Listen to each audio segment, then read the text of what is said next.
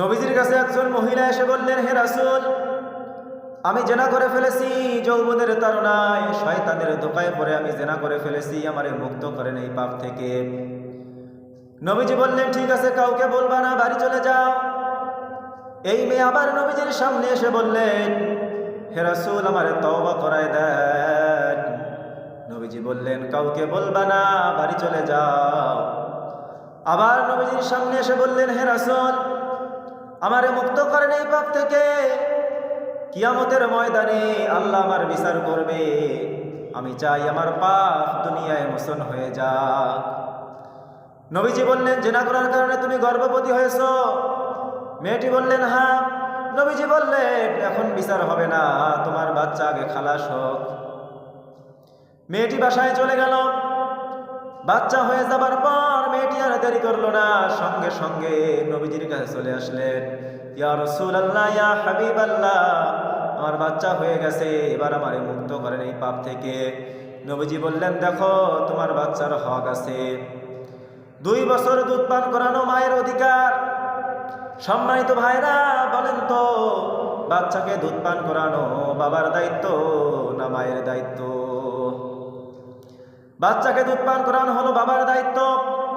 আল্লাহ রাব্বুল আলামিন বলেন, লিমান আরাদা আইয়ুতিম্মার রাদা।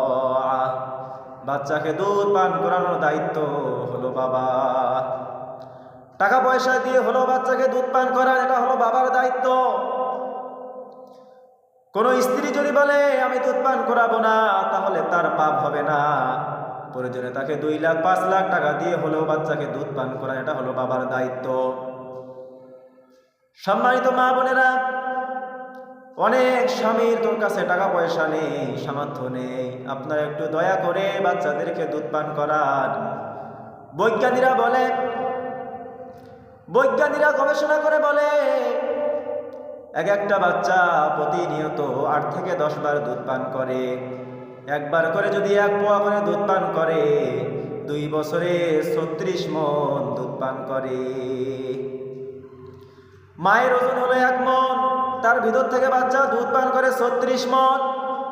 সম্মানিত মা বোনেরা, আপনারা যে দুধ পান করাবেন, এর বিনিময়ে আলাদা সওয়াব পাবেন। কেউ যদি একটা বাচ্চাকে 1 ফোঁটা দুধ পান করায়, একটা নফল রোজার সওয়াব পায়।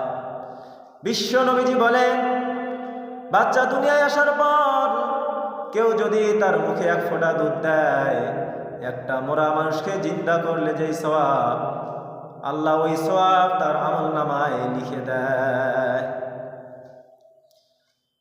এই মহিলা এবার এসে বললেন, ইয়া রাসূলুল্লাহ, ইয়া হাবিবাল্লাহ, আমার সন্তানের দুধ পান করা হয়ে গেছে, এবার আমারে মুক্ত করেন এই পাপ থেকে।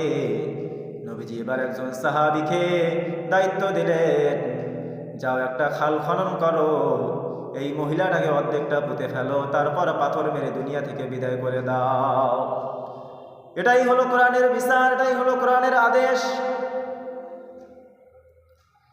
একটা খাল খনন করা হলো, মহিলাটাকে অর্ধেক পুঁতে ফেলা হলো, তারপর পাথর মারা শুরু হয়ে গেল। একজন সাহাবী খালিদ বিন ওয়ালিদ বলতেছে, আমি একটা পাথর নিয়ে এত জোরে আঘাত করেছি, পাথরটা গিয়ে মহিলাটার নাকের মধ্যে লেগেছে। নাকের মধ্যে লাগার পর সঙ্গে সঙ্গে নাক ফেটে ফিনকি দিয়ে রক্ত আমার শরীরে এসে পড়েছে। আমি বললাম, সি সি, এরকম একটা মহিলা রক্ত আমার মতো মানুষের গায়ে পড়লো। নবীজি ডাক দিয়ে বলল, খালিদ, আমি নবী, তুমি নবী না। আমি যেইটা দেখি তুমি সেইটা দেখো না, আমি যেইটা জানি তুমি সেইটা জানো না।